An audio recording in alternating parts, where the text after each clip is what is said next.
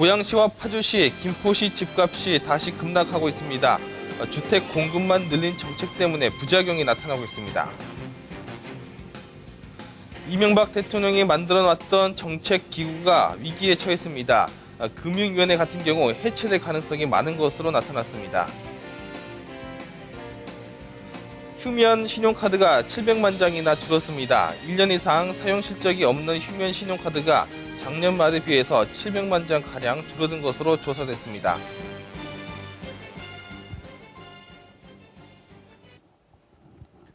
네, 오늘 아침 조간신문은 먼저 경향신문 일면기사부터 한번 살펴보겠습니다.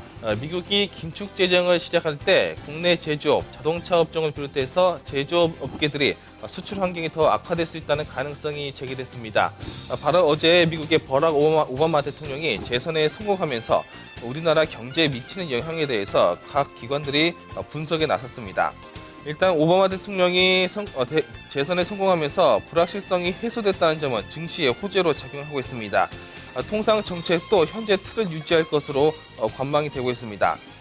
버락 오바마 대통령이 재선에 성공해 미국의 불확실성이 상당 부분 해소됐는데 미국이 기존 정책의 틀을 그대로 유지해서 일단 한국 경제에 미치는 변화는 크지 않을 것으로 예상이 됩니다.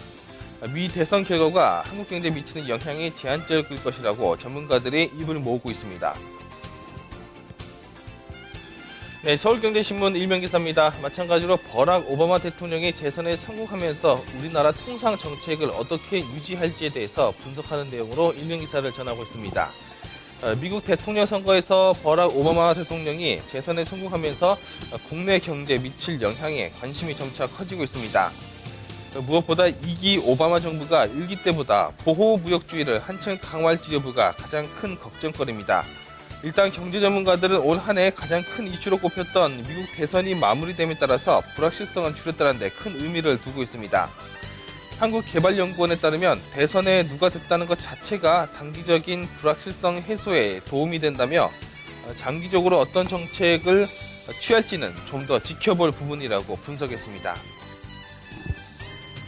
네, 다음으로 한겨레신문 일면기사입니다.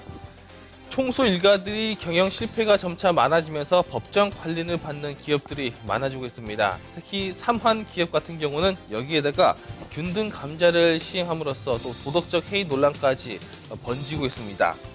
주식을 25%씩 무상 감자하는 방안으로 회생하겠다고 밝힌 삼환 기업이 노조의 큰 반발을 불러일으키고 있습니다. 무상 감자했던 방안이 대주주와 소액주주 간 차이가 없는 바람에 균등 감자 논란이 다시 한번 도덕적 해이가 아니냐라고 하는 반발에 부딪히고 있습니다. 그리고 삼환그룹의 최용권 전 회장 측근인 허종 사장이 관리인으로 선임되는 등 제도에도 허점이 노출이 됐습니다. 삼환그룹 노조 같은 경우는 대주주의 경영권을 고수하겠다는 속셈으로 보인다면서 100대 1 차등 감자안을 법원에 다시 제출했습니다. 웅진그룹을 비롯해서 법정 관련 기업들의 도덕적 해이 논란이 제기된 데 이어서 총수 일가의 경영 실패로 법정 관리 중인 삼환 기업이 대주주와 일반 주주 간 차이가 없는 균등 무상 감자를 법원에 신청해 도덕적 해이의 극치를 보여주고 있다는 비판을 받고 있습니다. 네, 다음으로 부동산 시장으로 한번 가보겠습니다. 국민일보 일면기사입니다. 경기도 김포, 용인, 파주시를 비롯해서 경기도 일대 집값이 다시 한번 급락하고 있습니다. 무조건 주택을 공급만 하면 되겠다라고 하는 정부 정책에 실패했다는 분석입니다. 경기도 고양시와 김포시, 파주, 용인 등 최근 주택가격 하락폭이 큰 대표적인 4개 지역입니다.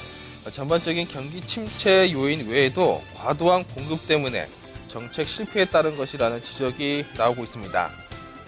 한국개발연구원이 펴낸 3분기 부동산 시장 동향 분석에 따르면 이들 4개 지역의 아파트 매매 가격은 글로벌 금융위기 직후인 2008년과 지난 9월 사이 같은 기간 서울과 경기보다 훨씬 더 하락폭이 컸던 것으로 최종 집계가 됐습니다. 네, 한국일보 일면기사입니다. 이명박 대통령이 5년 전 대선에 성공하면서 만들어놨던 정부 기구가 사실상 실패한 것으로 나타났습니다. 예를 들어서 금융위원회 같은 경우는 벌써부터 해체해야 되지 않겠느냐라는 논란이 일어나고 있습니다. 각 대선 후보 진영이 개편을 논의하고 있는데 특히 금융위원회에 대해서 정책과 감독 기능을 분리하고 금융감독기구를 이원화해야 된다고 입을 맞추고 있습니다. 금융감독원도 마찬가지로 소비자 보호 기능을 떼어내서 분리를 해야 된다라는 의견이 나오면서 현행대로 유지하자는 의견과 맞서고 있습니다. 이명박 정부가 들어서 신설됐던 금융위원회가 결국에 5년 만에 축소되거나 폐지될 위기에 몰린 것입니다. 유력한 대선 후보 3명 모두 금융위원회를 분리시키거나 또는 해체를 검토하고 있어서 사실상 이명박 정부가 만든 정부기구가 실패한 사례로 나오고 있습니다. 네, 세계일보 일면기사 마지막으로 살펴보겠습니다. 휴먼 신용카드가 700만 장 정도 줄어든 것으로 조사가 됐습니다. 1년 이상 사용 실적이 없는 휴먼 카드가 지난해 말에 비해서 700만 장가량 줄어들었습니다. 올해 초 금융당국이 대대적인 휴먼 카드 정리 지도에 나선 데다 금융감독원의 압박에 카드사들이 카드 해지 절차를 간소화한 데 따른 결과입니다. 여신금융협회에 따르면 지난달 말 현재 휴먼 신용카드가 2,382만 장으로 집계됐습니다.